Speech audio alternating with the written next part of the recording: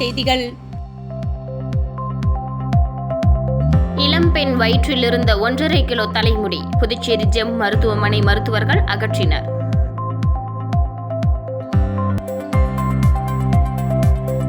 கோவில் திருவிழாவிற்கு அழைப்பு இல்லை, மேடை நாற்காலிகளை சூறையாடிய வாலிபர்களுக்கு போலீசார் வலை.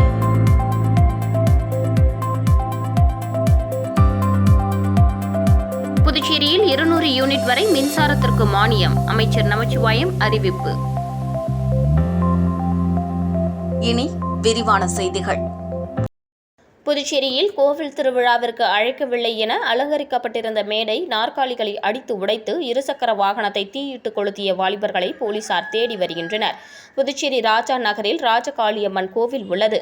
இந்த கோவில் திருவிழாவை ஆண்டுதோறும் அந்த தெருவில் உள்ள பொதுமக்கள் நடத்துவது வழக்கம். அதேபோல் இந்த வருடமும் இக்கோவிலில் திருவிழா நடைபெற்றது. இதனை அப்பகுதி மக்கள் அனைவரும் ஒன்றிணைந்து திருவிழாவை நடத்தியுள்ளனர். அப்போது அதே பகுதியைச் சேர்ந்த பத்வா என்கிற பத்மநாபனை விழாவிற்கு அழைக்கவில்லை என கூறப்படுகிறது. இதனிடையே திருவிழாவின் ஒரு பகுதியாக பாட்டு கச்சேரி நடத்தப்பட்டது. இந்த நிலையில் நள்ளிரவு மது போதையில் வந்த பத்மநாபன், அவரது நண்பர்கள் விக்கி, தமிழ்செல்வன் ஆகியோர் திருவிழாவில் தகராறு செய்துள்ளனர்.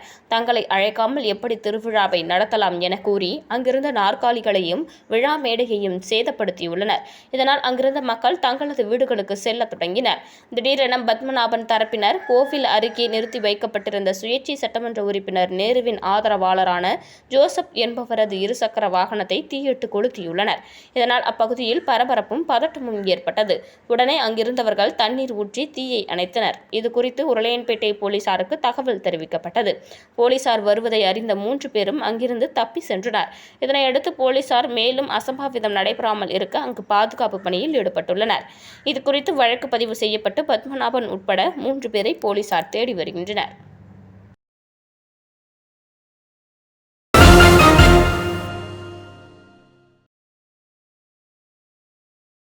புதுச்சேரி மின் கட்டணம் உயர்த்தப்பட்ட நிலையில் வீட்டு உபயோகத்திற்கு 200 யூனிட் வரை அரசு மானியம் அறிவித்துள்ளது. மேலும் தமிழகத்தை விட கட்டணம் குறைவு எனவும் மின்துறை அமைச்சர் நமச்சிவாயம் விளக்கமளித்துள்ளார். புதுச்சேரியில் கடந்த வாரம் வீட்டு உபயோகம் மற்றும் தொழிற்சாலைகளுக்கான மின் கட்டணம் உயர்த்தி அறிவிக்கப்பட்டது. மேலும் மின் கட்டண உயர்வுக்கு எதிர்ப்பு தெரிவித்து பல்வேறு அரசியல் கட்சியினர் மற்றும் சமூக அமைப்பினர் போராட்டங்களில் ஈடுபட்டு வந்தனர். இந்த நிலையில் மின் கட்டணம் உயர்த்தப்பட்ட நிலையில் அரசு சார்பில் 200 யூனிட் வரை மானியம் வழங்கப்படும் என அறிவித்துள்ளது. மானியம் தொடர்பாக மின்துறை அமைச்சர் நமச்சிவாயம் வெளியிட்டுள்ள செய்திக்குறிப்பில், இணை மின்சார ஒழுங்குமுறை ஆணையம் 2024-25 ஆண்டுக்கான மின்கட்டண உத்தரவை கடந்த ஜூன் மாதம் 12ஆம் தேதி வெளியிட்டது. இந்த புதிய கட்டண விகிதங்கள் ஜூன் 16ஆம் தேதி முதல் நடைமுறைப்படுத்தப்படுகிறது. இணை மின்சார ஒழுங்குமுறை ஆணையம் புதுச்சேரி மின்துறையின் 2024-25 ஆண்டுக்கு ஒரு யூனிட்டுக்கு கொள்முதல் விலை யூனிட்டுக்கு ₹6.39 என நிர்ணயித்துள்ளது. இதுவே 2023-24 ஆண்டுக்கு யூனிட்டுக்கு ₹5.92 என இணை மின்சார ஒழுங்குமுறை ஆணையத்தால் நிர்ணயிக்கப்பட்டிருந்தது. இந்த சராசரி விநியோக கட்டணம் உயர காரணம் மத்திய மின் உற்பத்தி நிலையங்களிலிருந்து பெறப்படும் மின்சாரத்தின் கொள்முதல் விலை ஏற்றமே முக்கியம். இணை மின்சார ஆணையத்தின் புதிய கட்டண விகிதங்கள் வீட்டு உபயோக நுகர்வோருக்கு ஏற்படும் கூடுதல் கட்டண சுமை குறித்து புதுச்சேரி அரசால் ஆலோசிக்கப்பட்டு மின்சார சட்டம் பிரிவு 65 விதிகளின்படி வீடுகளுக்கு பயன்படுத்தப்படும் மின்சாரத்திற்கு அரசு மானியம் வழங்க ஆணை வெளியிட்டுள்ளது. அதன்படி அனைத்து வீட்டு மின் நுகர்வோருக்கும் முதல் 100 யூனிட்டுகளுக்கு புதிய கட்டணமாக யூனிட்டுக்கு ₹2.70 என்பதிலிருந்து ₹45 மானியம் வழங்கப்படும். இதன் மூலம் பொதுமக்கள் வீடுகளில் பயன்படுத்தும் முதல் 100 யூனிட்டுக்கு மின்சார கட்டணம் கடந்த ஆண்டில் செலுத்திய யூனிட் ஒன்றுக்கு ₹2.25 என்ற அதே கட்டணமே செலுத்த வேண்டும். அனைத்து வீட்டு மின் நுகர்வோரும் மாதந்தோறும் 101 யூனிட் முதல் 200 யூனிட் வரை பயன்படுத்தும் மின்சாரத்திற்கு அரசு மானியமாக ஒரு யூனிட்டுக்கு ₹40 வழங்கப்படும். இதன் மூலம் 101 யூனிட் முதல் 200 யூனிட் வரையிலான வீட்டு மின் நுகர்வோருக்கு ஜேஆர்சியில் விதிக்கப்பட்டுள்ள யூனிட்டுக்கு ₹4க்கு பதிலாக ₹3.60 மட்டுமே செலுத்த வழிவகை செய்யப்பட்டுள்ளது. மேற்கண்ட மானியம் ஜூன் 16ஆம் தேதி முதல் இந்த நிதி ஆண்டில் நடைமுறையில் இருக்கும். மேலும் தற்போது நடைமுறையில் உள்ள மாதம் 100 யூனிட் மின்சாரம் கீழே உபயோகப்படுத்தும் வீட்டு நுகர்வோருக்கு 50% அரசு மானியம் தொடரும். அதேபோல் விவசாயத்திற்கு பயன்படுத்தப்படும் மின்சாரம் முழுவதும் இலவசமாக வழங்கப்படும் என தெரிவிக்கப்பட்டுள்ளது. புதுச்சேரியில் 300 யூனிட்டுக்கு மேல் உபயோகிக்கும் ஒவ்வொரு யூனிட் மின்சாரத்திற்கும் ₹7.50 50 பைசா மட்டுமே வசூலிக்கப்படுகிறது.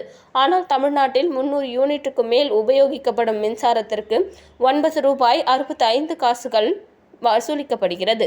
400 யூனிட்டுக்கு மேல் உபயோகப்படுத்தும் மின்சாரத்திற்கு 10 ரூபாய் 70 காசுகள், 500 யூனிட்டுக்கு மேல் உபயோகிக்கப்படும் ஒவ்வொரு யூனிட் மின்சாரத்திற்கும் 11 ரூபாய் 80 பைசா கட்டணமாக வசூலிக்கப்படுகிறது. எனவே புதுச்சேரியில் வீட்டு உபயோகத்திற்கு மின் கட்டணம் அண்டை மாநிலங்களை விட குறைவாகவே உள்ளது எனவும் அமைச்சர் நமச்சிவாயம் விளக்கம் அளித்துள்ளார்.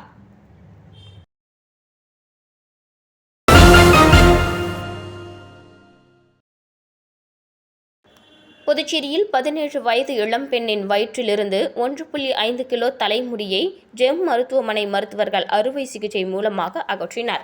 புதுச்சேரி கிழக்கு கடற்கரை சாலையில் உள்ள கொக்கு பார்க் அருகில் ஜெம் மருத்துவமனை உள்ளது. இந்த மருத்துவமனையில் கடந்த சில தினங்களுக்கு முன்பு 17 வயது பெண் ஒருவர் கடும் வயிற்று வலியில் மருத்துவமனை வந்துள்ளார்.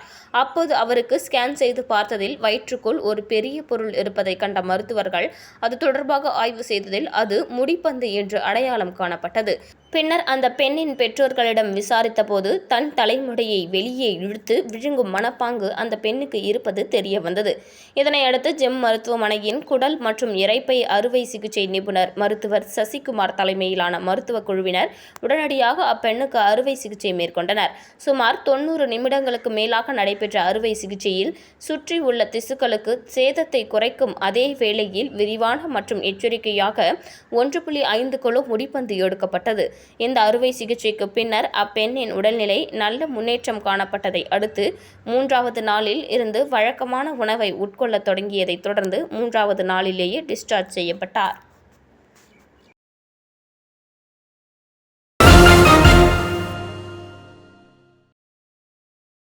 புதுச்சேரியில் அருள்மிகு பொற்கலை பூரணி உடனுரை குண்டு தாங்கிய ஐயனார் அப்பனுக்கு நடைபெற்ற திருக்கல்யாண உற்சவத்தில் திரளான பக்தர்கள் பங்கேற்று சுவாமி தரிசனம் செய்தனர். புதுச்சேரி தட்டாஞ்சாவடி பகுதியில் அருள்மிகு பொற்கலை பூரணி உடனுரை குண்டு தாங்கிய ஐயனார் அப்பன் தேவஸ்தானம் உள்ளது. தேவஸ்தானத்தில் உற்சவ திருவிழா கடந்த மாதம் 23ஆம் தேதி முதல் தொடங்கி நடைபெற்று வரும் நிலையில் இன்று சுவாமி திருக்கல்யாணம் வெகு விமரிசையாக நடைபெற்றது. முன்னதாக கோவில் வளாகத்தில் புதிய பட்டாடைகள் உடுத்தி பல்வேறு ஆபரணங்கள் அணிவிக்கப்பட்டு மாலை மாற்றுதல் உள்ளிட்ட பல்வேறு நிகழ்ச்சிகள் நடத்தப்பட்டு திருக்கல்யாணம் நடைபெற்றது. தொடர்ந்து மகா தீபாராதனை காண்பிக்கப்பட்டது. இதில் திரளான பக்தர்கள் பங்கேற்று சுவாமி தரிசனம் செய்தனர்.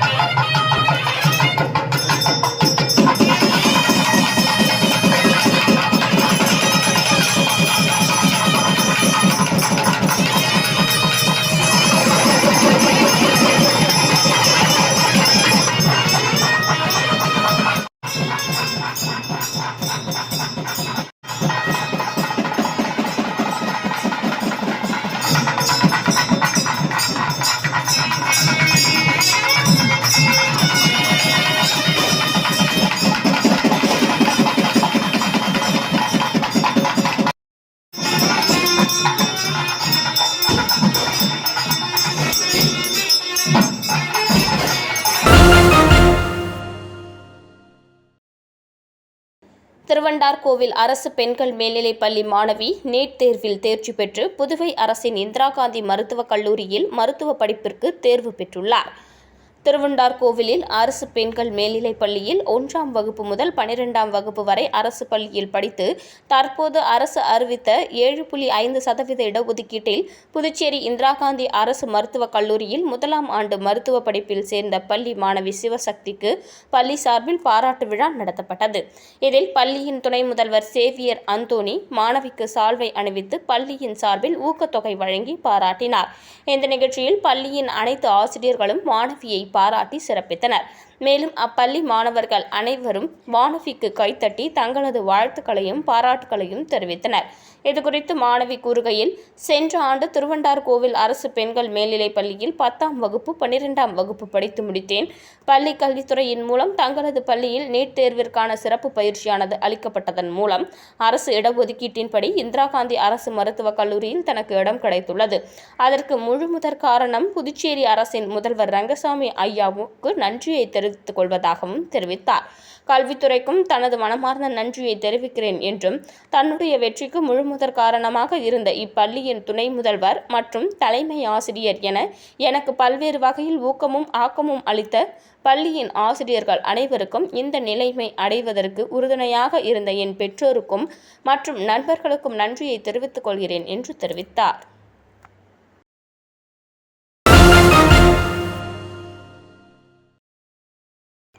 புதுச்சேரி கோவிந்தசாலை கல்வி பங்களாவில் அமைந்துள்ள அருள்மிகு ஸ்ரீ துலுக்காத்தம்மன் உடனுரை ஸ்ரீ கம்பீஸ்வரர் ஆலயத்தில் ஆவணி மாத அமாவாசையை முன்னிட்டு நடைபெற்ற சிறப்பு பூஜையில் திரளான பக்தர்கள் கலந்து கொண்டு சுவாமியை வழிபட்டனர்.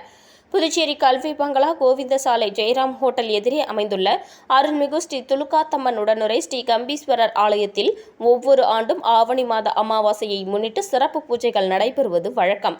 அந்த வகையில் நேற்றிரவு ஆவணி மாத அமாவாசையை முன்னிட்டு சிறப்பு பூஜைகள் நடைபெற்றது. தொடர்ந்து அம்மன், சிவபெருமான் ஆகியோர் சிறப்பு அலங்காரத்தில் பக்தர்களுக்கு அருள் பாலித்தனர். தொடர்ந்து சுவாமிக்கு மகா தீபாராதனை காட்டப்பட்டது. இதில் திரளான பக்தர்கள் கலந்து கொண்டு சுவாமியை வழிபட்டனர். பின்னர் இந்த பூஜையில் கலந்து கொண்ட அனைவருக்கும் பிரசாதம் மற்றும் புடவை வழங்கப்பட்டது. இந்த விழாவிற்கான ஏற்பாடுகளை ராஜேஷ் உள்ளிட்ட நிர்வாகிகள் சிறப்பாக முறையில் செய்திருந்தனர்.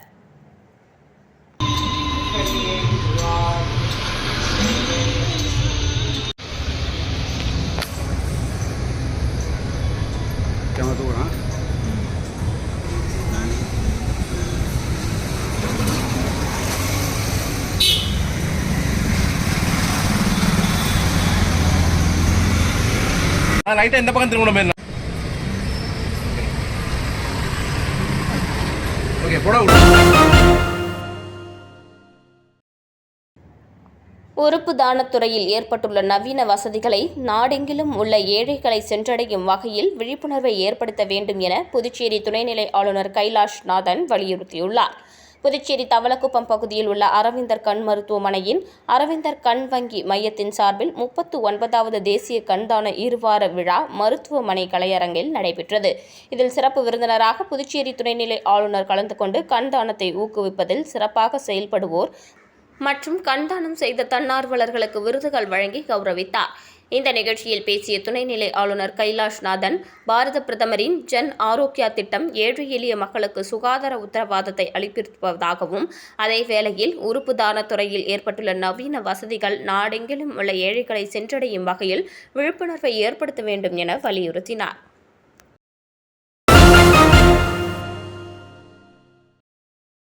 புதுச்சேரி குருமாம்பேட் பகுதியில் அமைந்துள்ள ஸ்ரீ லலிதாம்பிகை ஆலயத்தில் ஆவணி அமாவாசையை முன்னிட்டு சிறப்பு மகா அபிஷேகம் மற்றும் மகா தீபாராதனை நடைபெற்றது. புதுச்சேரி குருமாம்பேட் பகுதியில் அமைந்துள்ளது ஸ்ரீ லலிதாம்பிகை திருக்கோவில்.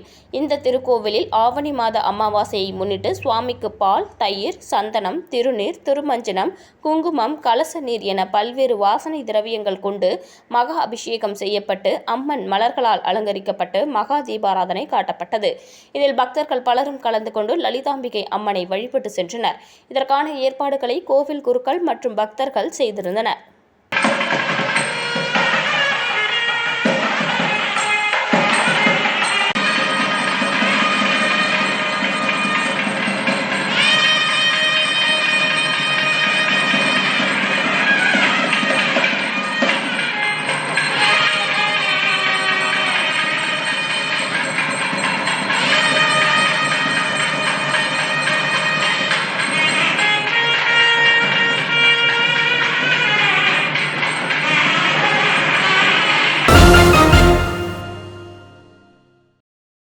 புதுச்சேரியில் பாரதிய ஜனதா கட்சியின் புதிய உறுப்பினர் சேர்க்கை முகாமினை புதுச்சேரி மாநில பொறுப்பாளர் நிர்மல்குமார் சுரானா துவக்கி வைத்தார். புதுச்சேரி மரப்பாலம் சந்திப்பில் உள்ள தனியார் மண்டபத்தில் பாஜக புதிய உறுப்பினர் சேர்க்கை முகாமின் தொடக்க விழா நடைபெற்றது. பாஜக மாநில தலைவர் செல்வ கணபதி தலைமையில் நடைபெற்ற விழாவில் மாநில பொதுச் செயலாளர் மோகன்குமார், மாநில துணைத் தலைவர் ராஜசேகரன் ஆகியோர் முன்னிலை வகித்தனர். விழாவில் சிறப்பு விருந்தினராக புதுச்சேரி மாநில பொறுப்பாளர் நிர்மல்குமார் சுரானா கலந்து கொண்டு புதிய உறுப்பினர் சேர்க்கை முகாமினை துவக்கி வைத்து சிறப்புரையாற்றினார். இந்த நிகழ்ச்சியில் அமைச்சர்கள் நமச்சிவாயம், சாய் சரவணகுமார், முதல்வரின் பாராளுமன்ற செயலர் ஜான்குமார் மற்றும் சட்டமன்ற உறுப்பினர்கள் ரிச்சர்ட் ஜான்குமார், ராமலிங்கம், வெங்கடேசன் ஆகியோர் கலந்து கொண்டு செல்போன் மூலம் மிஸ்ட் கால் கொடுத்து உறுப்பினர் சேர்க்கையை துவக்கி வைத்தனர். இந்த நிகழ்ச்சியில் பாஜக மாநில மற்றும் மாவட்ட தொகுதி நிர்வாகிகள் பலர் கலந்து கொண்டனர்.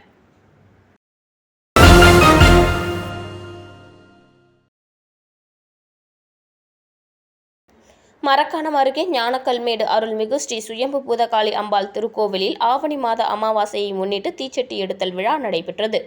விழுப்புரம் மாவட்டம் வானூர் சட்டமன்ற தொகுதிக்கு உட்பட்ட மரக்காணம் அருகேயுள்ள ஞானக்கல்மேடு கிராமத்தில் அமைந்துள்ள ஸ்ரீ சுயம்பு பூதகாளி அம்பாள் திருக்கோவிலில் ஆவணி மாத அமாவாசையை முன்னிட்டு தீச்சொட்டி எடுத்தல் விழா நடைபெற்றது. இதில் சுற்று வட்டாரத்தை சேர்ந்த கிராம மக்கள் கலந்து கொண்டு தீமூட்டி கற்பூரம் ஏந்தி தீச்சொட்டி எடுத்து தங்களது வேண்டுதலை நிறைவேற்றினர். முன்னதாக பிரம்மதேசம் வெங்கடேசன் குருக்களால் சிறப்பு யாகசாலை பூஜைகள் நடைபெற்றது. அதனைத் தொடர்ந்து அம்மனுக்கு பால், தயிர், சந்தனம், இளநீர், பன்னீர், பழங்கள், பஞ்சாமிர்தம், தேன் உள்ளிட்ட பல்வேறு திரவியங்களால் அபிஷேகம் செய்யப்பட்டது. நிகழ்ச்சிக்கான ஏற்பாடுகளை முன்னாள் வானூர் ஒன்றிய பெருந்தலைவர் VMR சிவா தலைமையில் பக்தர்கள் செய்திருந்தனர். இந்த நிகழ்ச்சியில் உபயதாரர் திருஞான சம்பந்தம், விஜயலட்சுமி குடும்பத்தினர், ரவிச்சந்திரன், புனிதா குடும்பத்தினர் மற்றும் அறிவுடை நம்பி, உமாராணி குடும்பத்தினர் கலந்து கொண்டனர்.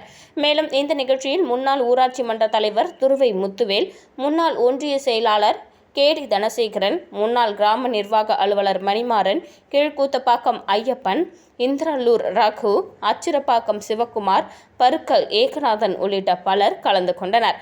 அருள்மிகு ஸ்ரீ சுயம்பு பூதகாளி அம்பாள் திருக்கோவில் மகளிர் சேவை குழுவினரும் இந்த நிகழ்ச்சியில் கலந்து கொண்டனர். இதனைத் தொடர்ந்து விழாவில் கலந்து கொண்ட பக்தர்கள் அனைவருக்கும் இரவு உணவு வழங்கப்பட்டது.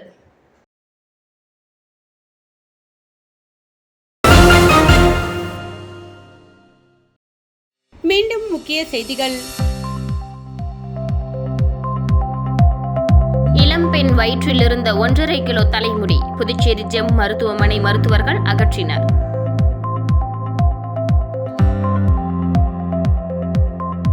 கோவில் திருவிழாவிற்கு அழைப்பு இல்லை, மேடை நாற்காலிகளை சூறையாடிய வாலிபர்களுக்கு போலீசார் வலை.